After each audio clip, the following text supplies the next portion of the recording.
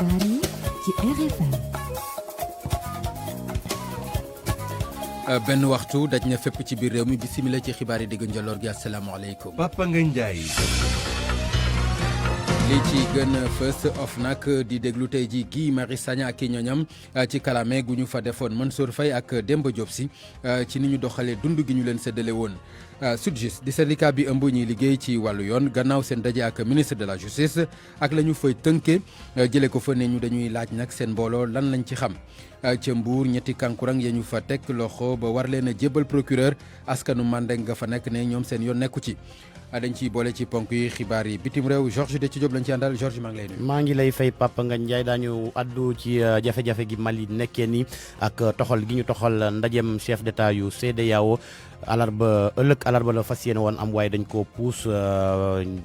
benn fan wala ba ñaari fan ca Mauritanie moom njiitu réew ma woon Abdelaziz bàyyi nañ ko mu jóge ci garde à vue waaye loolu teewul waa police des crimes économiques ñu ngi koy saytu bu baax. Georges loolu dinañ ko yaatal ci kanam lay doon incha allah Malal Junior Diagne la ñu fas yéene àndal ci xibaar yi tàggat yaram yi Malal maa ngi lay nuyu. maa ngi laa fay Papa Ngagne. lan moo ci gën a fës. daanu waxtaanee wàllub xeex corona ji jaarale ko ci nawetaan ji am na ci benn bànqaas bu ñu duppee perspective Saint-Louis 2024 am na lu mu ca sumb moom ak waa zone 3 ngir loolee kon gën a ñoŋ ñeneen itam ñu bokkoon ci wàllu basket bi sanca sañu kuréel nee nañu la tax jóg googee mbootaay mooy taxaw temm ci kon ceytu yoreenu basket bi ndax gis nañu daal ñii fi ne seen doxalin dëppawut ak li sart yi wax. jërëjëf Malal loolu itam lu ñuy yaatal lay doon ci xibaar yi diggu njolloor gi lay doon incha allah alwaaju ci xibaar yi mbas mi di Coronews ak Soxna Binta Diallo lay doon yéene kaay yi ñu fas yéene ci ànd ak El Hadji Assane Gueye gis-gis tey ñuy waxtaane université gi war a dellu ubbi ay buntam ndax war naa am ak mbas mi am déet ponk boobee la ñuy daaneele mbokk yi nes tuut incha allah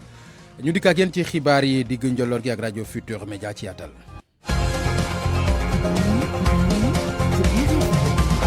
Papa Ngagne Ndiaye. ni ñu ko waxee mbokk yi ci bopp xibaar yi ñu dikk ak yéen ci yaatal gi dañ koy tàmbalee ca Tivaouane ak tiis ga fa am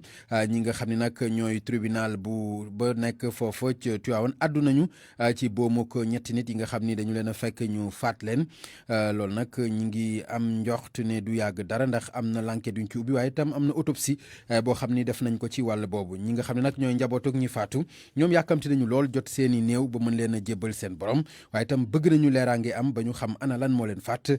kenn ci njaboot gi Cheikh Tidiane Kane mi ñu duppee kenn ci ña faatu am na ci lu mu indi ci ay leeral ñu déglu ko ak Cheikh Anta Diop. procureur li ñu mën a jàpp ci li nga xam ni wax nañu ko rek mooy que ni ñu muñaat benn fan ñaari fan parce que tey jii sax dañu war a yóbbu néew yi au niveau de Dakar pour que ñu defal leen autopsie bu ñu paree ci autopsie bi boobu nag ba police scientifique moom it boole ñaari kii enquêtes yi mu njëkkoon a def ak autopsie bi après moom nee na dina def kéemtalaay kàttanam daal bindal ñu rapidement kayit goo xam ni dinañu mën a permettre ñu denc néew yi ci anam yi gën a gaaw waaye fi ñu toll nii daal moom nee na ni xamal nañ ne daal moom mënagu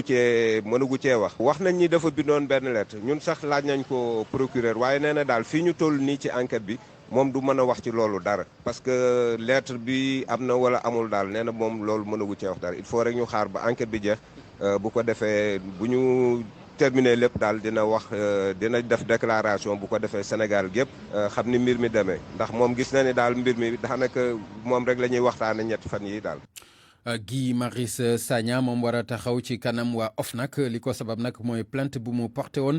kii di Mansour Faye ak Demba Diop Sy li ko waral nag mooy ni ñu doxalee ci wàllu dund gi ñu leen séddale woon loolu moo sababoon benn clamé boo xam defoon na ko bu yàgg waaye nag OFNAC ñoom ñoo ko woo moom Guy Marius Sagna ak i ñooñam ngir déglu ko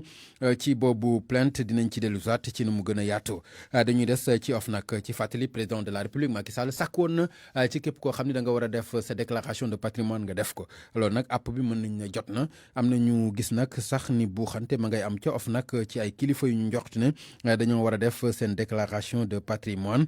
dañuy ànd ci gëstu ak leeral ak fàttali ci wàllu woowu ak Mohamed Ali Mouba. fu mu toll ni nag ci OFNAC ñi ko war a def ñu ngi daw dem wutali foofu defi ko bu ñu sukkandikoo suñu source daanaka lu président waxoon ne képp koo xamante ni membre de gouvernement la dafa war a def déclaration de patrimoine loolu tax na kon ministre yooyu daw si def déclaration boobule naka noonu itam yeneen ñoo xamante ni war nañ ko def président ci 13 juillet 2020 ci conseil des ministres neewoon na képp koo xamante ni membre du gouvernement la war na kon def déclaration de patrimoine balaa fin août kon ñi bëri jaar nañ ci def li nu mel waaye nag du ministre kese ñooy def déclaration de patrimoine président de l'Assemblée nationale ci la bokk premier questeur assemblée bi ci la bokk premier ministre ak ministre yi naka noonu itam président conseil économique social et environnemental képp koo xamante ni administrateur de crédit la wala ordonnateur de recettes et dépenses comptable public koo xamante ni daanaka day def ay opération yi dem ba 1 milliard wala weesu ko waaye nag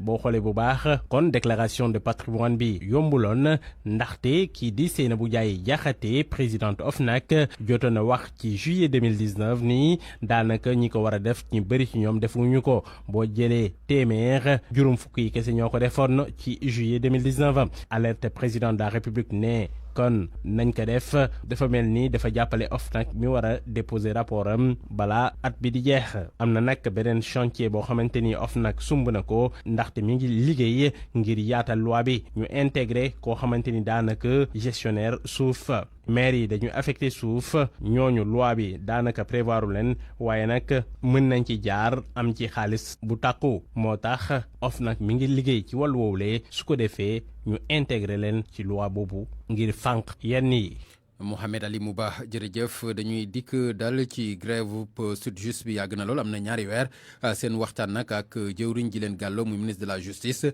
njort nañ ni am na lu fa bawoo ndax ñii di syndicalistes yi ne ñu faw bala ñu ciy jël benn matuwaay ñu waxtaan ak ñi nga xam ne ñooy seen mbooloo xool ba xam lan mooy doon ëllëgu seen grève boobu dañuy déglu maître Aya Boun Malick Diop am na ci lu mu dénk El Hadji Ndiogou Diène. démb daje nañoo ministre de la justice waxtaan nañoo moom liñ ko wax mooy pour waxtaan bi mën a wéy am na loo xam ne mënut a ñàkk li nga xam ne mënut a ñàkk mooy ñu fay travailleur de la justice yi arriéré yi nga xam ne état bi da leen ko ameel ci ay ndàmpaay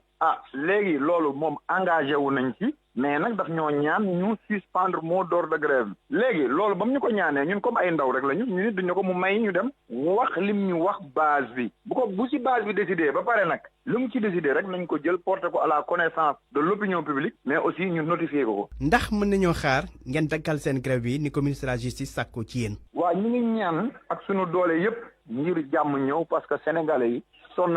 nañu lool ci grève bi waaye nag léegi ñun li ñu jël rek mooy opinion publique bi à témoin te li nga xam ne garde des Sceaux engagé wu nañu ci mooy maanaam def li mënut a ñàkk mooy fay arriéré yi ñu ngi yaakaar ne nag dina sàmm kàddoom ba xam ne loolu nañ ci jot pour ñu mën a wéyal waxtaan bi pour jàmm ñëw waaye aussi ñu ñoŋal intérêt travailleur de la justice yi nga xam ne ñoom ñooy service peuple bi ci këru àttekaay yi. dañuy daal di dem ca Mbour foofa police ba teg nañu fa loxo benn kankurang ak ñaar ci ñi nga xam ne ñoom la doon àndal li ko waral nag dañ fa doon def ay xumbe ni kankurang te amuñu ci autorisation muy digal ba pare itam am ay gànnaay yoo xam ne dañ koo yore woon loolee yëpp la ñu boole tax ñu teg leen loxo war leen jébbal procureur de la république ña fa nekk ay mandeng nag te ñu xam nañ ci wàllu kankurang ñoom raxasu nañ ci la wàllu boobu ne seen yoon nekku ci dañ ci ànd ak leerali Abdourahmane Diallo. ñetti nit yu ñu daal di teg loxo ci ñooñu benn kankurang police moo daal di def li ni mel collectivité mandeng di xamle ni seen yoon newu ci ñoom sax ñuy ñaawlu ay nit yi nga xam ne dañuy jaarale seen bopp ci ay kankurang ngir def jëf yi ñaaw Mamadou Aydara Diop mooy secrétaire général collectivité mandeng. kankurang dafa am charte yoo xam ne même ñun collectivité mandeng bu ñu ko waree amal dañ koy amal ci charte yoo xam ne dafay am autorisation préfectorale mu am arrêté préfet am date bu muy commencer ak date bu muy jeex kon nag ñii koy def ay nit ñoo xam ne ñu ay samba boy lañu te dañ si profité di def ay nakasu du noonu wax nañu sax dañuy sàcc te loolu dëppoowul ak li nga xam ne mooy suñu gis-gisi organiser kankurang. ñetti nit yi nga xam ne nag teg nañ leen loxo tey jii ci mardi bi lañ leen di defeere waa collectivité mandeng di xam le ni na yoon daal di def liggéeyam comme ni mu waree. na yoon def liggéeyam ni mu gën a tare ni mu gën a dëgëre mu conforme nag ak loi yi ak règlement yi li si war daal na ko yoon def na ko justice def collectivité mandeng rafetlu na taxawaayu autorité yi di ñaanaan nag suñu xale yi nga xam ne ñoo nekk si biir collectivité ñu ànd ak dal xam ne autorité yi téye nañ ko seen loxo ñu ngi koy doxal te incha allah jeexital bu baax lay am si aada beeg cosaan beeg Mbuur pour que lépp mën a tegu si yoon ni ko yoonu Sénégal tërale. ci fàttali kankurang yi ci weeru septembre lañ koy tàmm di amal waaye ren ji ak coronavirus bi kenn xamul ba xam dinañ ko amal. RFM Mbour Abdourahmane Diallo. Abdourahmane Diallo jërëjëf ñu dellu si fii ci Ndakaaru wax ca diggante Pierre Goudiaby Atepa ak Aby Ndour ñoom nag seen atte daqaat nañ ko ba fukki fan ak ñett ci weeru octobre ci fàttali kii di Pierre Goudiaby Atepa moo porté woon plainte Aby Ndour ne dafa yàq deram tuumaal ko loo xam ne daal amul loolu moo tax ba mu kalaame ko ci coow lu dox seen diggante ci bërëb boo xam ne Aby Ndour daf ko am ca corniche ba nekk fële ca Ndakaaru ñu dem ca Sédhiou lu jëm ci jële fa nag tout tànk yi muy enfant de la rue yi ñaar fukk ak juróom jot nañu leen a teg loxo ci juróom benn fukk ak ñett li nga xam nag ñi koy def moom la ñu nemmeeku rawatina préfet ba mooy gis na ni daal ñi ci war a dugal seen loxo ba jàppale leen ci ba mbir ma jàppandi dañ koo deful muy jàngalekat yi alxuraan ya fa nekk dañu déglu Ibrahima Fall ci micro Max Ekeline Kafani. opération retrait des enfants bu ñu ko tàmbalee ak léegi mën nañu wax ni amagul na juróom fukki xale yi nga xam ne génn nañ leen ci mbedd mi ak ci yenn kaar yi nga xam ne dañ ci nekk ci yenn conditions yu baaxul yi donc opération bi opération nationale la pour génnee xale yi ci période mbas mi li gën a wóor di autorités yi décidé mooy li gën a wóor mooy xale yi nekk ci daara yi conditions yi nekkee baaxul dañuy exposé wu ci mbas mi donc ñoom dañu nekk ci ay situation à risque ni xale yi dañ leen jël yóbbu leen delloo leen seen kër ñi nga xam ne ñu ngi dëkk Sénégal ñi nga xam ne nag ñu ngi dëkk bitim réew dëkk ay Gambie ay Guinée boobu moo gën a jafe mais boobu au niveau central ñoom ñu ngi ciy dox ak ànd ceeg UNICEF pour xool ñoom nan la ñuy delloo xale yi déjà am na ñu ñu delloo Gambie donc foofu moo gën a jege mais ñu ngi xool nu ñu leen di delloo Guinée Bissau ak Guinée Conakry waaye ñun li ñuy gérer ñun fii directement mooy xale yi nga xam ne ci ñu jóge ci yeneen région yi ñu jéem leen a toppatoo def leen ci conditions yu baax pour que ñu mën a leen delloo seen famille le temps que feebar bi jeex ñu mën a continuer seen jàng donc loolu daal ñu ngi ciy ñaan marabu yi ñu vraiment ñu jàppale ñu ci ñu ngi ñaan aussi famille yi aussi waajuru xale yi ñu xam ñu comprendre ko noonu ndax CDP yi nga xam ne ni ñooy CDP d'accueil yi toujours am na liggéey bu ñuy def jëmale ko ci famille d'accueil yi pour préparer leen pour que xale yi bu ñu leen mënee delloo si seen waajur moo gën premier jour bi récupéré nañ fi ñaar fukki xale ak juróom-ñaar bu ñu ko jógee bu ñu demee Koussi nag Koussi recensé woon nañ fa juróom benn fukki xale ak ñett parce que balaa opération bi di door dañu yónnee woon ay mission ñu wër département bi yëpp recensé daara yëpp ak xale yi mais tey bi ñu demee Médina Fass amul collaboration donc loolu sentir nañ ko ci début opération bi sëriñ yi collaboré wuñu ak commission bi loolu dañ koy naqarlu ndax ñun intérêt xale yi moo ñu tax a jóg aar xale yi moo ñu tax a jóg. jërëjëf Ibrahima Fall moo doon àddu ci micro Max Ekeline Kafani ñu dikk wax ci wàllu mbas mi muy Covid 19 bi tolluwaay gi dañ ci ànd ak docteur Mamadou Ndiaye. ci juróom-ñett téeméer ak fukk ak juróom-benn test yi ñu def ñeent fukk ak ñett ñoo ci positif yooyu am nañ ci ñaar fukk ak juróom-ñeent yi ñu tuddee cas contact mooy ñi am feebar bi fekk dañoo jaxasoo woon ak ñi yore doomu jàngoro yi am nañ ci fukk ak ñeenti cas li ñu tuddee communautaire mooy ñi nga xam ne jot nañ ci doomu jàngoro ji te xamuñu ku leen ko wàll ñooñu nag seen lim nii la tëddee ci gox yi may waaj a lim Dakar Plateau am na ci ñaar Kolda am ci ñaar Tambacounda ñaar Thiès ñaar Ziguinchor ñaar Guédiawaye am ci benn Kédougou am ci benn Xombol am benn ak Tivaouane am ci benn téeméer ak ñaar fukk si malade yu ñu entré woon hôpital wér nañu bés ni ki tey dinañu génn bu ci yàlla àndee ñeent fukk ak ñett ñu nga ci réanimation ñaari malade ñàkk seen bakkan bésu démb altine ñaar fukki fan ak ñeent ci weeru ut bi ñu nekk ñeneen ñi des hôpital ñu ngi am tan ci bésu tey dalee ko ci kaa bu njëkk ba Sénégal wëññi na fukki junni ak ñett téeméer ak juróom fukk ak juróom benn cas positif mooy ñi jot ci doomu jàngoro ji ci ñooñu nag juróom-ñetti junni ak juróom-ñaar téeméer ak fukk ak juróom wér nañ si ñaar téeméer ak juróom-ñaar fukk ak ñeent ñàkk seen bakkan mu des ñeenti junni ak juróom benn fukk ak juróom benn ci hôpital yi wala ci loxo docteur yi.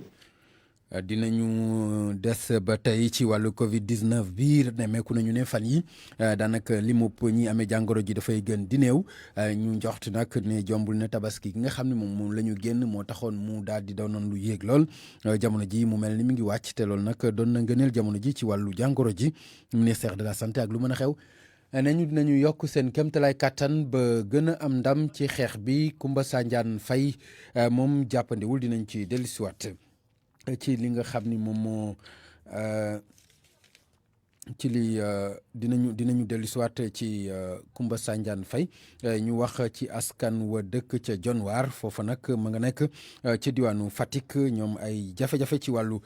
électricité la ñuy jànkonteel foofa ca seen dëkk ba ñu ngi sàkku nag ñu gaawi leen ci dibbal Aminata Goudiaby digganteem ak commune bu Fatick daanaka ci 7 kilomètres rek lay tolloo village bu Njuwaar nag ba léegi lëndëm la ñuy jooy moo tax nag ñoom ña fa dëkk doon yàgg wax ne dañu bëgg ku leen fa indil courant fi mu ne nag seen maire mënatuñ koo nëbb ba tax na dañu génn jàkkaarloog taskatu xibaar yi ngir yuuxu seenuk maire Babacar Bopp moom mooy imam bu Njuwaar. priorité bi mooy actuellement mooy wàllu courant bi ndax dëgg-dëgg dañuy dund ci insécurité totale guddi gi ak sàcc yi ñax mi ak jaan yi yooyu yëpp doon yoo xam te ni problème la xale yi amuñu nu ñu jàngee ndax amuñu lumière guddi suñu portable yi sax boo demul ca biir Fatick doo am foo ko chargé te pourtant ñun ñu ngi taxaloog Fatick. ndaw si nag ab mère de famille la lampe torche la yor ci loxo bi ngir wane ne ab galère li ñuy dund moom sax nee na doomam yi daanaka ngir ñu njàng mu normal ay jafe-jafe la Ndey Ngom lu tudd. tey man sama doom a ngi nii dafa yendu tey école ñibbiseegul ba heure bi ndax bëccëg la mën a jàng mënta jàng guddi lampe bii ngeen ma gis ma téye dama ciy jënd weer bu nekk lu mat 5 lampe ndax bëgg samay doom mën a jàng léegi bu guddi jotee wóolootoo jël sa doom yóbbu ko ci kenn mu di ko jàngal ndax ñax mi te lëndamaay la ñuy dox. ñoom nag ñu ni dafa mel ni kenn faalewu leen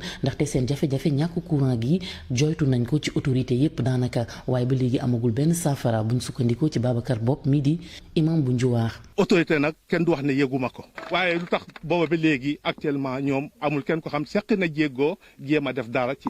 dëkk bi. injustice nag mu ngi am parce que ñun ñëpp ñun ñoo yem ci Sénégal. village boobee nag ña fay yeewoo nee ñu daanaka toll na ci 1200 habitants waaye ba léegi ab école élémentaire amu fa xale yi buñ bëggee jàng dañuy def ay kilomètres yu sori loolu itam bokk na ci seen ay naqar yu ñu bëgg ku leen ko fajal Aminata Goudiaby Fatick RFM. Aminata Goudiaby jërëjëf muy askan wu dëkk ca Njuwaar foofa ca région bu Fatick la ñu nekk ñoom courant la ñuy sàkku ñu dikk fii ci Ndakaaru ak ambulance yi ñoom nag képp koo xam ne sàmmonte wuloo ak digle yi ñu la teg ay daan ci alamaan mën na la caa fekk mbaa sax ñu tëj sa ambulance loolu nag ki nga xam ni moom mooy kilifa gi leen ŋànk te seqoon ak ñoom waxtaan am na ci lu mu indi ci ay leeral dañu teewlu ay kàddoom Ndéné Ndiaye moo nekkoon ganu RFM matin. yi xam ne à partir de maintenant dañu war a ñëw déclarer seen boulangerie maintenant loolu ku ko ci deful ëllëg ay sanctions mun nañ la daan nga fay xaalis soo continuer mun nañ dem bañ tëj ci sa boulangerie donc nous dañuy woo suñu mbokk boulangerie ñu ñëw xam ne entreprise lañ yor entreprise da nga koy déclarer pour mun a nekk ci yoon. ndax yéen a ngi tegaat ci taabal bi mbirum njëgu mbuuru gi. voilà mbirum prix du pain bi loolu boulanger yi jóguñu ci parce que dañ gis ne mburu fanweer lay jar ay at yu bare produit yëpp gis nañ ne bougé na ba mu des mburu mais ñun mun nañ ko comprendre parce que c'est un produit social mais ministère bi ñu toogee waxtaan dañ ne secteur bi bu ñu ko assainir ñëpp mun nañ ci gis seen bopp boulanger bi dina ci gis boppam consommateur bi dina ci gis boppam te ñun ay sénégalais lañ ay patriotes lañ luy sonal askan bi taxul ñu jóg mais nag ay homme d'affaires lañ ay chef d'entreprise lañ kuy liggéey ci dara da nga ci bëgg dara parce que dañuy yor ay famille nourrir war a tam suñu employé ñu préserver ko. réglementation bi nag bu di jàllee gis nañ ne baax na ci boulanger yi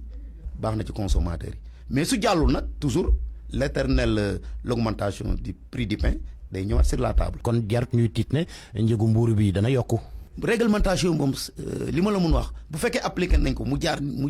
mu war a jaaree moo gën ci boulanger yi mburu mun na bañ a yokk mun na nokki fu mu nekk. mais bu ñu demeewul moom loolu c'est clair ministère du commerce xam na ko association de consommateurs yi xam nañ ko bu boobaa ñun dootuñ ci mun génn te suñ ci munul génn on est obligé de demander que prix mburu na yokk moo tax réglementation bi daal on s'en tient pour que kenn bañ a gaañu. RFM bitim réew. Georges Déthié Diop ma dellu nuyu la. fay naa la Papa Ngagne. ñu dikk ak yow ci xibaar yi bitim réew yi tàmbale ko ak ca Mali mu mel ni nag kilifa yi ngànk CEDEAO ñoom ñi ngi seen réunion bi ñu waroon amal kon dàq nañ ko. visioconférence boobee fas yéene woon am ëllëg àllarba dañ ko dàq benn fan jëm ba ñaari fan loolee la ñu RFI xamal ne ay sources diplomatiques moo leen ko eggee li waral lu ni mel nag kenn xamagu ko jàppale ni itam amagul benn déggoo diggante militaires ya foofu ca Mali ak waa CEDEAO ngir ñu delloo civil yi ca boppu réew ma militaires yi dañu xamle woon ne ab transition civile ci ab délai bi nga xamante ne waxaguñ woon ñaatay at lay doon jamono ji nga xamante ne waa CEDEAO ñoom li ñu bëgg te militaires yi def ko ci saasi moo di delloowaat ordre constitutionnel maanaam civil yi jotaat ci nguur ga léegi nag tey gii nii am na laaj bi ñu eggee ka fa nekkoon ay jamono njiital assemblée nationale foofu ca Mali laaj nañ Ali Noum Diallo lan la Mali mën a def ba génn ci guuta gi mu nekkee jamono ji sànq la ñu jokkoo ak moom ca Bamako Mohamed Ali Mouba moo tekki ay kàddoom. militaires qui ont jugé utile. man lu ma jàpp mooy militaires yi nekk ci bopp nguur gi fu mu toll nii dañoo war a jël constitution yu bëri daanaka constitution boo xamante ni Alpha Oumar Konaré moo ko defaroon ci di Amadou Toumani moom itam defaroon na beneen IBK moom itam defar beneen kon ñetti constitution yooyu jàpp naa ni constitution yu baax lañ dañ leen war a jël ñoom ñett yëpp ñu jox ko ay experts ñooñu def ay synthèse ko defee ñu convoqué lu ñuy woowee conférence nationale souveraine foofu képp koo xamante ni participé na ci ñu def ci synthèse ñu indi beneen constitution bu bees ci wàllu woowu nag war nañ ci revoir accord Bamako yi daanaka yoo xamante ni nañ ko defoon ci Algérie naka noonu itam ñu xoolaat code électoral bi ñu xoolaat itam ban régime la ñu war a adopté semi présidentiel wala parlementaire loolu yëpp lu am solo la wala itam ñu xoolaat ban genre suñu réew mi naka lañ ko war a yore wala dañ ko war a yor de manière unitaire moom kese réew mi ñëpp booloo wala dañoo war a ubbi jox ci wàllu décentralisation ñu may yenn gox yi autonomie loolu yëpp war nañ ko càmbar su ko defee ñu xam la ñuy def. Unitaire mais fédéral, unitaire mais confédéral. Georges dañuy dem ca Mauritanie lu aju nag ci président ba fa woon li ñuy wax liberté am mën nañu wax ni des na ndax donte sax jóge na ci garde à vue ga mu nekkoon ñu bàyyi ko mu dem këram waaye ba jamono ji ñi nga xamante ne ñoo di waa police des crimes économiques ñu ngi ko bàyyee gët di ko contrôler Mohamed Diop. Mohamed Ould Abdelaziz ñibbi na këram ginnaaw semaine ab garde à vue waaye teewut police bi xeex jalgati ci wàllu koom ak xaalis di ko nag wéy di topp. passeportam sax ba tey ñu ngi ko téye tere ko tam mu génn dëkk bi taskatu xibaar bi di Sidi Ahmed te jiite site bi di Zahra jàpp sax ne bàyyi gi moom ngir rek may l'enquêteur ñu gën a fagaruwaat la. ndax bi ñu tegee loxo ki fi jiite réew mi ñeneen ñi nekkan ci suufam nag mënatuñ leen a jëfandikoo ngir gën ko nag suuxal tax mu ne l'enquêteur yi fi ñu juume tëb rek ñoxali ca bopp ba di Ould Abdelaziz mi nga xam ne far sax mujjuta na ngoo wax. avocat Ould Abdelaziz di maître Taqiyoulah Aïda moom jàpp sax ne njiite réew mi fi woon wërtu na sax wax ak l'enquêteur yi. On a voulu lui poser des questions et il n'a pas voulu répondre. ndax nag jot na fee jiite réew mi te loolu da koy may bu ñuy jëflanteeg moom ñu dëppook l'article 93 ci sartu réew mi. Il jouit d'une immunité constitutionnelle prévue à l'article 93. laaj bi nag mooy ndax féexal ak Ould Abdelaziz gi dina yàgg ndax ba fi mu toll nii l'enquête bi ñeel randal xaalisu réew mi ak anam yi mu doon jiite réew mi ci fukkaat yi ñu génn ba tey mu ngi woy Mohamed Diop Nouakchott RFM. Alassane Ouattara ci France tey jëm ba juróom-benni fan ci weerug septembre ci ay vacances la nag waaye du tee dana dajeek ki nga xamante ne moo di Emmanuel Macron loolee la ñu Jeune Afrique xamal ndaje boobu nag ci ab déjeuner de travail lay doon laata moo delluwaat ca Côte d'Ivoire situation politique ba foofu ca Côte d'Ivoire nag jàpp nañ ne dana bokk ci waxtaan wi Alassane Ouattara démb la déposé dossier candidature am ci élection présidentielle gi ñu dëgmal déposé ko ci kanamu commission électorale ba moom nag ñetteelu mandat lay wut. jërëjëf Georges Déthié Diop gannaaw xibaar yi bitim réew yi ñu dikk dal ci xibaar yi tàggat yaram yi fas yéene ci ànd ak Malal Junior Diagne. RFM Sport. dañu koy tàmbali ak wàllu tàggat yaram ku ne xam ne nag am na jéego bu am solo bu mu mën a def ci xeex li di coronavirus am na itam taxawaay boo xam ni ci wàllu nawetaan ca Ndar sumb nañ ko fa. sumb nañ fa benn programme boo xam ne nag ña ko fa def mooy mouvement bi ñu duppee perspective Saint-Louis 2024 duppee ko koro nawetaan ca zone 3 bu ODCAV bu Ndar la ñu ko daal di tàmbalee kenn ci kilifa yi boobule mouvement di Vieux Diallo mooy dikk ci naka lañ fa seenee doxalee ba lëkkale tàggat yaram ak wér-gu-yaram. corona nawetaan dañuy dem seeti ASC yi ñi nga xam ni heure bi waroon na leen fekk ñuy football wala ñuy théâtre ñu mobiliser leen dajale leen def ak ñoom plan d'action bi nga xam ni dafay nekk ay liggéey yoo xam ni ASC yi dañ koy def ci quartier yi ci activités yi am nañu activité d'affichage am na ay banderole yoo xam ne dañ koy affiché ci quartier bi activités yi tamit am nañu activité de formation yoo xam ni moom dañu jël fukk ak juróom xale jigéen former leen ci ni ñuy defaree eau de javel ci ni ñuy defaree gel ak ci ni ñuy defaree saabu produit yooyu tamit dañ koy distribuer ci koñ bi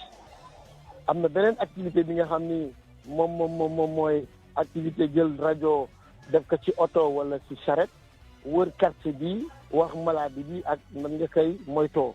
am na beneen activité bi nga xam ni moom mooy dañuy dem ci rajo yi nga xam ni ñoom ñoo nekk ci biir dëkk bi wax maladie bi nan lañ koy éviter donc loolu moom. dañuy daal di dikk bu ñu jógee ci wàllu tàggat yaram ak coronavirus dañuy wax nag ci wàllu basket ndax ñi ngay xam ni ñooy yëngu ci wàllu basket seen yitte fi mu nekk nii mooy fexe ba fédération bi gën a am doole. waaw seen yitte yëpp mooy loolu ngir nag mu am doole dañu bëgg ñu xoolaat bu baax a baax yorin wi ak itam naka la ñuy fas yéenee doxalee programme yi fédération bi teg ñu caytu gu si wecc ba benn xeetu lu xool bañ ci am loolu moo tax ñu daal di kon sanc seen ab kuréel gu ñu doon ngénte ca Louga ci ay bés bi ñu génn kenn ca ñoo bokk ca googee mbootaay di ndooy lañ ci àndal. dañu seetlu ne depuis bu yàgg basket bi dafa commencé sooxe ci niñ koy lijjantee nañuy doxalee et tout te loolu lépp mbirum fédération bi nañuy doxalee affaire bi jaareluwuñ ko yoon moo tax ñu créer structure bi pour d'abord wax fédération bi que ne nii ngeen war a doxalee et puis ñun surtout intérêt wu basket bi moo ñu tax a jóg pour affaire yi dox parce que soo xoolee ba xool même ci biir dëkk bi basket bi léegi demeetul noonu petite catégorie bi basket bi doxatu ci te xaalis bi ñuy joxe tamit ci basket bi nit yi dañuy bëgg di xam fan lay dugg nan lañ koy doxalee waaye ba léegi nii yooyu yëpp pratiquement kenn gindiwuñu ci donc ñun ci loolu la ñu sukkandiku pour teg affaire bi pour wan fédération bi que ne mbir mi ñun ñëpp ko bokk donc il faut que affaire yi jaar yoon basket bi gis ci boppam parce que ñun looloo ñu tax a jóg défendre intérêt wu basket bi du ay affaire de poste wala jële fi kenn wala kenn mais pour basket bi dox lépp jaar yoon. tabarkalla Papa Ngagne. jërëjëf Malal Junior Diagne ñu jox la daje kon xam naa ëllëg lay doon incha allah ci yeneen jukki ñeel wàllu tàggat yaram. jërëjëf. RFM rajo askan wi. xibaar yi mbas mi di Coronews soxna Binta Diallo lañ ci àndal. coronavirus bii de dal na ci kaw lu ëpp 20 millions ngu doomu aadama ci àdduna bi juróom-ñetti junni ñàkk nañ ci seen bakkan boo demee ci États-Unis limu ñi am feebar bi mi ngi yokk saa su ne waaye mu mel ni épidémie bi nag mi ngi ci waaj a wàcc ki ko wax mooy kuréel boobu ñu duppee CDC. bilan bi itam noonu la yokkoo ca Brésil lu ëpp 3 millions doomu aadama am nañu feebar bi boo demee Mexique épidémie bi noonu lay lawee Mexique dépassé na Espagne dépassé France dépassé Italie dépassé Angleterre kon moom mooy ñetteeli réew ci àdduna ñu gën a faatule doomu aadama gannaaw Brésil ak États-Unis ci Europe ca France bilan bi itam mi ngi yokku ëpp na 40,000 doomu aadama yoo xam ni am nañu feebar bi Italie nag wàllaate ba ma ngay gën di law te xamuñu sax lu tax ak lu ko waral Angleterre moom daal dinay maintenir 14e bi nga xam ni moom la tegoon ci kaw tukkikat yu bàyyeekoo réewu France Espagne nee na moom réew bu wóor la pour touristes yi nga xamante ni bëgg nañ faa ñëw te sax nag réew ma feebar ba mi ngi gën di fa law Portugal feebar bi itam gën na faa law ci benn bés kott Russie moom dig na ne mi ngi defar ay centaines milliers de doses vaccin te premier essai clinique yi bu ñu moywul ña nga koy amee ca Philippines ci weeru août gi ñu ne président bu Mexique nee na noppi naa doon ko bàyyi vaccin russe boobule Allemagne nombre de cas yi itam mi ngi yokku ba tey am nañu lu ëpp 10,000 cas tey jii rek Inde moom kenn demul bàyyi ko gannaaw moom xamul sax nu muy def ak feebar bi di law ca réew ma virus bi noonu lay yokkoo ca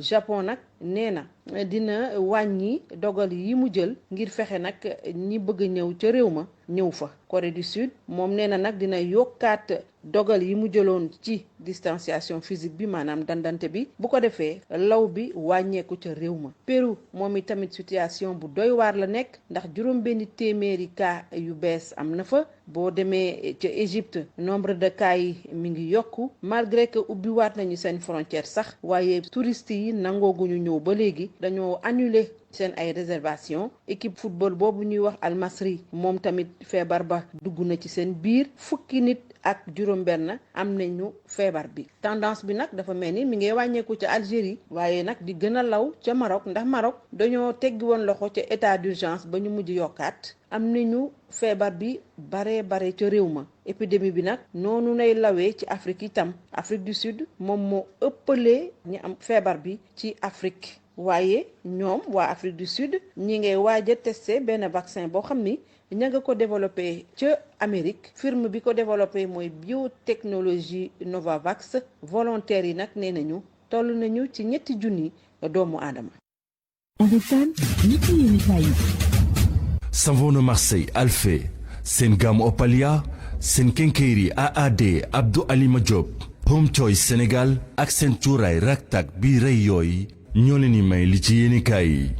li ci yéenekaay yi El Hadj Assane Gueye. mbir mu yéeme xew démb ci gox bi di Mamel ci ndakaaru dib colonel douane bu fa faat kenn ci seexam yu jigéen tolloon ci juróom-benni at observateur xëyee ko teg ca ne moom Mouhamed Sall dafa am nag ay jafe-jafe xel ca sax ginnaaw jéey ji mu ngi ñu entré ci hôpital bu Fann soxnaam it naka noonu ndax choc bu mu ci jëlee yéenekaay bu groupe Futurs Médias ne moom douanier bi ba ko gendarme yi jël see lam leen doon wax mooy bu ma leen expliquer sax du ngeen comprendre ci yéenekaay bi di Libération ñu jàng ci it lenn ci kàddu yu douanier bi ginnaaw jéey ji mu ne da doon jubbanti di dóor doom ja waaye nag xamul lu xew ginnaaw si seytaane dugg ko ba yëf yi ëpp loxo yéenekaay bi ne dóoree nag métti na ndax bopp xale ba la dóor ca lavabo kër ga lavabo bu sax dafa toj yi morceau yaay ja diggu gune ga bëggoon a xaru seexam bu jigéen moom ñu ne mu ngi ci naqar ak tiis wu rëy la tribune xëy ne jéey ju mag ca Mamel akub colonel bu fa rendi doomam bu jigéen vox populi di ñu xamale nag ak douanier bi mooy chef des sections d'écriture bu douane bu Môle 2 poram Ndakaaru moom Mouhamadou Sall ñu ne jafe-jafe xel nag la am magistrature bu Sénégal ak i jafe-jafe mu rëy ci gàttal justice bu Sénégal Les Échos dalal ancien procureur Aliou Ndaw ci xëy yi mu jàpp ne fa justice bi toll ci Sénégal mooy ci guute gu rëy ndax téeméer yu jël juróom-ñeent fukk ci magistrat mu ne wóoluwunu kuréel gu mag gi leen yilif di conseil supérieur magistrature procureur Aliou Ndaw ne dafa mel ni sax ci gis-gisam dañoo am beneen justice bu wuuteeg ba woon ci réew mi rafetluwul nag jàppante yi magistrat yi di juge Amadou Dia ak juge Ousmane Kane Aliou Ndaw ne magistrat di siège buy conférence de presse guléet mu gis lu ni mel le témoin xëy jàpp ne magistrat yi Sénégal léegi daraja ji woon dafay ruus ndax ñagas-ñagas yi faral di am saa su ne ci biir Sud Quotidien jàpp ne justice bi ponkal mu wopp la dëgg ak coowal magistrat yeeg mbiri grâce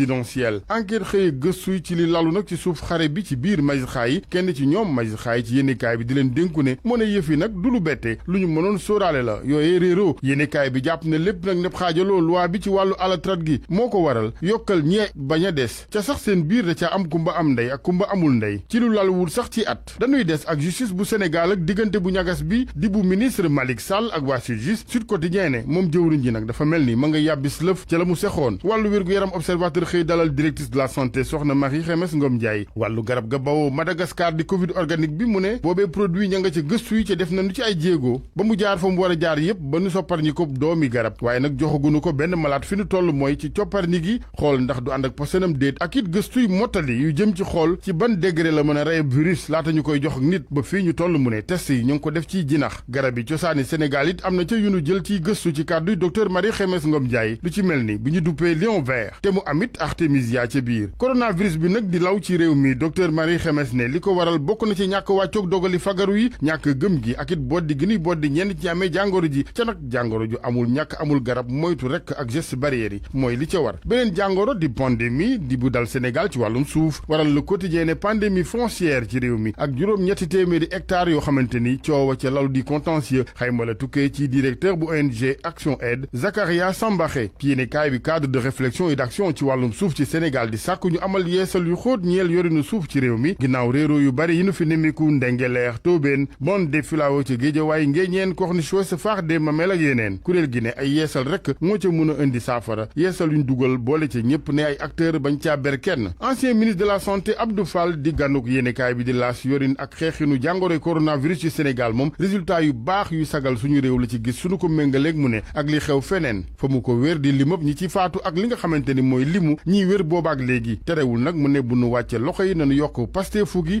ànd ak dal ak it sago rawatina bi nga xamante ni kenn xamul kañ lay jeex ji jàngoro xew-xewu diine yi nu dëgmal nag mu ne nañu rafetlu bu njëkk kilifa yépp ni nu àndee maase wuy ji keroog woote président ngir xeex be coronavirus kilifa diine ca Touba Mbacké mu ne rafetlu na bu baax ni nga xamante ni noonu la ñuy ñaaxe boobaak léegi taalibe yi ci wàccoog geste barrière yi ca nag mu ne ndaje yu ni mel bu munta ñàkkit mën na doon occasion ngir ñu daal di jógloo ñëpp boole ci waat askan wi ci xeex bi mu daal di doon nag ab yëgoo leneen lu Abdou Fall waxtaan ak las dialogue national bi tolluwaay ca Mali Côte d'Ivoire Guinée Sénégal ak waxi troisième mandat nag moom ancien ministre Abdou Fall ne bu ko ca kenn waxloo ndax dafa dogu ci ne du ca wax lu may danoo yegg ci législative ca fii nu toll mu ne amalagunu màggalagunu sax premier anniversaire wotey président yëfi woon kon bu ko kenn waxloo ci présidentielle yeneen ca fii nu toll duy local duy législative nañu sëgg mu ne ñoom ci lépp loo xamante ne mooy liggéey fexe ba jëmmal diggeeg programme yi seen mbër digoon askanu Sénégal ngir ñëpp gis ci seen bopp.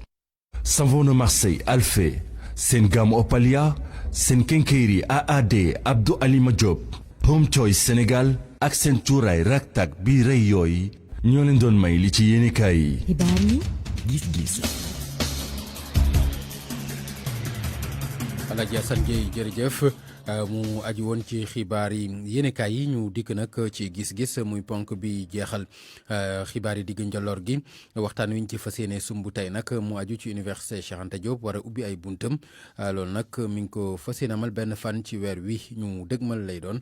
ndax loolu dina jàppandi ak jamono ji ñu nekk muy jamonoy mbas ndax matuwaay ca war yëpp jël nañ ko ponk yooyu la ñu fas yéene waxtaanee ak docteur Oumar Dia moom mooy secrétaire général bu SUDES nekk ci enseignement supérieur ak professeur Moustapha Sall nekk conseil technique ca ministère enseignement supérieur su dee jàppandi na suñu gan yooyu ñu daal di nuyu njëkk docteur Oumar Dia docteur ñi ngi lay nuyu. maa ngi leen di fay maa ngi nuyu téléspectateur TFM yëpp maa ngi nuyu sama collègue professeur Moustapha Sall. ñi ngi nuyu professeur Sall Moustapha ñi ngi lay nuyu. maa ngi lay fay. voilà dañuy tàmbali waxtaan bi ak docteur Oumar Dia moom mooy secrétaire général bu SUDES di syndicaliste professeur xam nga ni talaatay tey jii bu dellu see ci la ñu jox app bi ñu fas yéene ubbiwaat université ba nag ndax jàpp nga ni diir bi ak jamono ji ndax lépp lu yemb la ci jamono ji ñu toll. jërëjëf talaata bi incha allah 1er septembre 2020. ñenn ci université Sénégal yi dañuy reprendre seen enseignement en présentiel même su nekkul université yi yëpp ñenn ñi dañuy commencé waat lu wër a wër mooy fu ñu nekk nii tey mooy université Gaston Berger de Saint-Louis parce que seen instance yi yëpp nee nañu dañuy commencé waat de façon graduelle donc du ñu accueillir étudiants yi yëpp en même temps université Thiès jël dogal bu mel noonu université Alioune Diop de Bambey jël dogal bu mel noonu léegi université Assantec de Ziguinchor ñoom année blanche la ñu am dañ ko dul wax année blanche la ñu am donc ñoom duñu reprendre bii ni 1er septembre ñoom dañu décider commencé waat seen année universitaire 2020-2021 dañ koy commencé waat le 5 octobre le 5 octobre la ñuy commencé waat seen année universitaire. Université Cheikh Anta Diop de Dakar nag recteur bu bees bi dafa am plan de reprise enseignement yi de façon graduelle plan bi mooy ñu am ñetti groupe premier groupe bi master 1 ak licence 3 ñooñu suñu paree ñu jëlaat master 2 yi ak licence 2 yi ñooñu suñu paree ñu jël licence 1 yi mais jëlaguñu dogal Université Cheikh Anta Diop de Dakar bi parce que assemblée d'université bi suba lay am te assemblée d'université boobu mooy dogal est-ce que loolu dina am. wala du am. mais ñun SUDES enseignement supérieur et recherche gis-gis buñ ci am c'est que mënuñu wax ne que conditions yi réunir nañu pour ñu reprendre cours yi lu tax ñu wax ko. c'est que dafa lié ak situation sanitaire bi. situation sanitaire bi moo waraloon ñu tëj université yi. te ba léegi mu ngi fi. te ba léegi mu ngi ci mu ngi gën a aggravé wu. léegi mun nañu comprendre que bon foog ñu sauver année bi et cetera. mais ci conditions yi moom. c'est pas réuni léegi lu ñu mun a def. mooy ci agir ci protocole sanitaire bi. protocole sanitaire bi mooy réduire au maximum risque de contamination yi. te ñun foofu la ñuy xaar autorités universitaires yi. foofu la ñuy xaar gouvernement bi d'accord professeur Moustapha Sall ñu ngi lay nuyu gannaaw bi ñu la nuyoo ñu delluwaat sax jox la kàddu gi waaye laaj la rek pour bëgg a xam li nga xam ne moom la docteur Oumar Dia junj léegi moom sax junj na benn année blanche ci université Assane Seck ca fële nga xam ne mooy Ziguinchor ndax bokk ngeen gis-gis ci wàll boobu bala ñuy ñëw ci li nga xam ne moo war a am ci université yi. waaw jërëjëf maa ngi leen di nuyu auditrices yi ak auditeurs RFM yi di nuyu secrétaire général professeur Oumar Dia. ci li nga ma laaj yaakaar naa maag professeur Oumar Dia bokkuñu ay documents yu jot. man maa ngi nii sama bureau di jot PV commission Ziguinchor. d'abord UFR sciences de la santé ñoom pare nañ. ñu ngi stage. jeexal nañ seen parce que ñoom cours en ligne yëpp dañ ko def ba mu mat. beneen bi actuellement ñoom ñëpp il y a 70% des cours à Ziguinchor yoo xam ne gars yi def nañ ko en ligne. te actuellement année blanche bu ñu wax ñoom ñoo am information bi mais waa assemblée yi mujj avec le nouveau recteur avec la commission pédagogique dañuy reprendre njàngale mi à partir d'octobre. donc en attendant dañuy continuer ñi ngi teg seen i cours en ligne. yaakaar naa kon beaucoup na demaat laaj ci côté Ziguinchor. ñu jox leen délibération yu mujj yi. comme ça mu réactualiser information boobu. d'accord parce que li may wax nii dama ko maa ngi nii team. PV boo xam si dañ ma ko imputé directement. xam naa da ngeen bokk lay document moom dina si indi ay leeral après waaw d'accord léegi nag ñu ñëw ci li nga xam ni mooy li lu aju ci ubbiwaat bi nga xam ne université yi war nañ ko ubbiwaat seen ay buntu fi mu toll wax na ko moom itam te loolu lu ñëpp gis la li taxoon ñu tëj ko mooy mbas mi jógeegu fii donc ubbi ko est-ce que du gën a compliqué. fi mu toll nii boo gisee ci àdduna bi yëpp situation moo yem. mais fi mu toll nii aussi xam nga naam cours yi en ligne mi ngi jot mais aussi comme dañ ni mbas mi xamaguñ kañ lay dem il faut ñu jéem du tënk nag dëkk bi tënk lépp. secteur yëpp ñu ngi leen di ubbi bu fekkee secteur yooyu ñu ngi leen di ubbi ba ci jéem a adapté wu université yi nga xam ne ñu jàng ñi gën a sori njàng fa lañ ne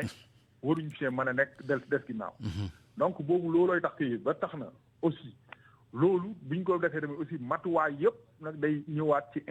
instance yi ak communauté de santé yi nekk ci université yi ak ñu koy jiite. démb def nañ li may wax nii mi ngi nii dama yor yëpp heureusement ci samay gët mais démb dañu toog ak recteur yeeg directeur de cours yu ne. université par université recteur bu ne wax na li ngay def. fi ñu toll nii man université Dakar laa ne. sama département def nañ plan de reprise. boo xam ne si man à partir du 7 laay commencé licence 3. te maa ngi nii yor si suuf boo xam ne branche de reprise des enseignements UCAD laa yor nii. document période bi yëpp. amul faculté amul données bu ñu bàyyi donc ñoom aussi reprise graduelle le plan bi xam naa peut-être xuma ndax valide dina ñëw ni mais démb. graduel kon graduel bi université Thiès di def ak Gaston Berger ñëpp moom la ñuy def jox benn exemple dañ ni fii. waaw ñoom dañu commencé faire venir les master 1 et les L3. qui représentent 25% de l'effectif pour entamer la phase d'essai de la reprise des enseignements maanaam. nañ indi ñi nga xam ne première année maîtrise lañ nekk mooy master. ak ñi nga xam ne ñi ngi 3e année licence. ñu commencé tàmbali phase boo xam ne dañ koy xool. léegi boobu boobaa dañuy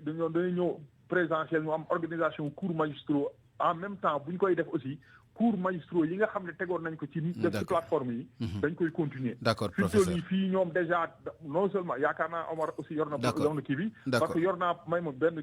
simili tuuti rek du ko mat sax. d'accord allez-y pour ma expliquer ne que ni faculté bu ne.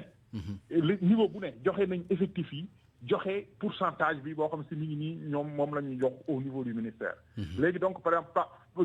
ci xayma ñoom dañ ni phase d'essai bi au moins au lieu UCAD nee nañ 75,000 étudiants la. phase bu njëkk bi nañ indi autour de 20,000. d'accord jërëjëf professeur naa ñëwaat ci yow docteur Oumar Dia dëgg la du sax pour ngeen xam naa polémique maanaam werante ci lu aju ci université Assane Seck bu Ziguinchor waaye bëgg naa rek xam ndax li mu la wax loo mën a nangu la am déet waaye bu ñu jógee ci loolu itam sa njort war na mën a rafet ndax bu fekkee université yëpp daanaka ndànk-ndànk la ñuy ubbiwaate loolu mën nañu njort ne danger mën na ci bañ a am trop ndax yow gis-gis boobu am nga ko ci.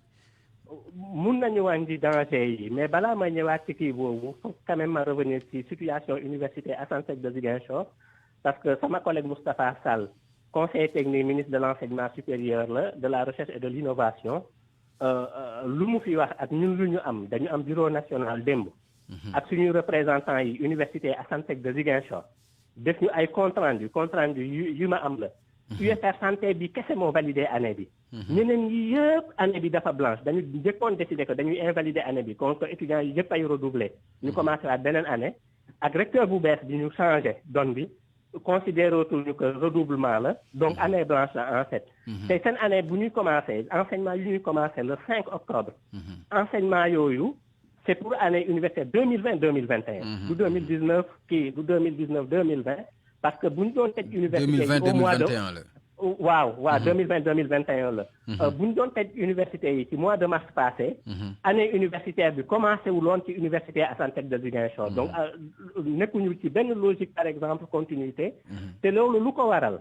ko waral mooy dañu désolé de le dire mooy irresponsabilité gouvernement bi parce que dañu leen yóbbul plus de 3000 bacheliers infrastructure amul fu ñu leen dal dara amul foofu ci université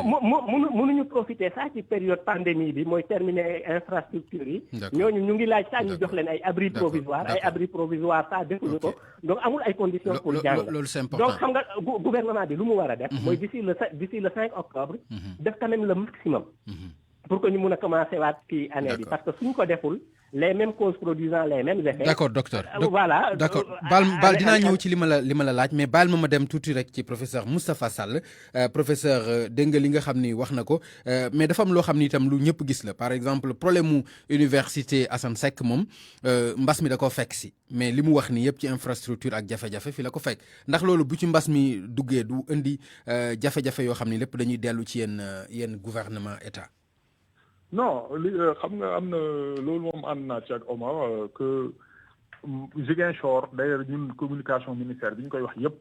dañoon wax bi ñu def évaluation bi mbas mi amee dañ ne Ziguinchor dafa am cas particulier parce que dafa fekkoon grève étudiants yi nekk fa bien avant mbas mi di ñëw moo tax ci communication bi dañoo ber côté université Ziguinchor parce que dafa amoon problème yoo xam ne si moo tax état bi aussi gis ngeen li mu ci def parce que au moins changé nañ management bi c'est que pour redonner fii fi ñu toll nii tey ñaari chapiteaux yi yoo xam ne du chapiteau sax ñaari construction rapide yoo xam ne 300-400 places réceptionné nañ ko 16 salles yi nga xam ne dafa bloqué woon débloqué nañ ko fi ñu toll nii carreaux yeeg yëpp laboratoire yi fi ñu toll nii pare na donc ensuite léegi en fait moom la ñuy wax toujours ñun université Assane Seck Ziguinchor 2 parce que dafa am bâtiment yoo xam si ci ak béb la nekkoon ak yeneen instance ñoo ko doon gérer moo amoon ay litige ak entrepreneur tant que loolu juridiquement vidé wuñ ko woon loolu moo indi woon blocage yoo xam ne si Ziguinchor moo tax ñu wax ne Ziguinchor même président daf ni moom fi toll nii Ziguinchor ak université Bambey yoo xam ne si ak même IAM yoo xam ne si directement ça relève président moo ko jëlal boppam pour mën koo gaaw a saafara côté boobu côté infra loolu ànd nañ ci d'accord donc c'est bon comme ànd nañ ci d'accord mais nag aussi ndax baal ma rek professeur baal ma dellu ci docteur Oumar Dia s'il vous plaît nga baal ma dinaa ñëwaat si yow docteur dégg nga li nga xam ni wax na ko léegi ñu ñëw ci li nga xam ni moo sabab waxtaan bi parce que c'est important ñu aborder ko wax na ko graduellement la université yi di dem ndax loolu ba tey da ngeen ci am njàqare ndax bu fekkee noonu la demee matuwaay yi ñu ci war a mën a jël dina nekk luy jàppandi te bu boobaa itam dina nekk loo xam ne njort nañu ne peut-être du mën a compliqué trop. xam nga kii jërëjëf effectivement bu ñu defee reprise bi de façon graduelle. Voilà, c'est ça. dina wàññi les risques de contamination. Mais conditions yi université yi ne du tax wàññi boobu am solo du tax wàññi boobu par exemple atteindre niveau booy xam ne que personnel yi du ñu exposé de façon permanente à des risques de contamination. Par exemple bu ñu naree def ay statistiques par exemple bu ñu naroon am bu ñu reprendre de façon graduelle bu ñu naroon par exemple am 100 contaminations par mois ñu am par exemple 50 contaminations par mois. Mais gouvernement bi su doté woon université yi moyens yu doy. comme lan par exemple lan nga bëgg wax moyens yu doy lan. moyens yu doy mooy infrastructure yu bëre. D'accord. De sorte que ñu respecter distanciation physique bi. D'accord. Moustapha Sall xam na ne du ñu mën a respecter distanciation physique bi. def nañu graduel la en 3 phases la mais lu tax du tax ñu mën a respecter kii distanciation physique bi. Donc gouvernement bi su doté woon université yi moyens yu doy en infrastructure en personnel enseignant et en logistique qu'il faut université yi dañ doon gën a résiliente. Donc bu ñu naroon am par exemple 100 contamination peut-être que dina doon wàññeeku ay 5 ay 4 yooyu mais nekkuñu kii boobu fii moom dañuy limiter rek dégâts yi. dañuy limiter dégâts yi mais dégâts moom dina am ci conditions yi. d'accord professeur Moustapha Sall dégg nga li docteur Oumar Dia wax nee na dégâts mënul ñàkk ndax xam ngeen ni infrastructure yu war nekk fa te itam lu jëm ci jumtuwaay yi nga xam itam yëpp yu war a jàppandi daanaka amu fa kon nañu jàpp ni dégâts mënul ñàkk ndax gis boobu yow am nga ko ci. waaw xam nga fi mu toll nii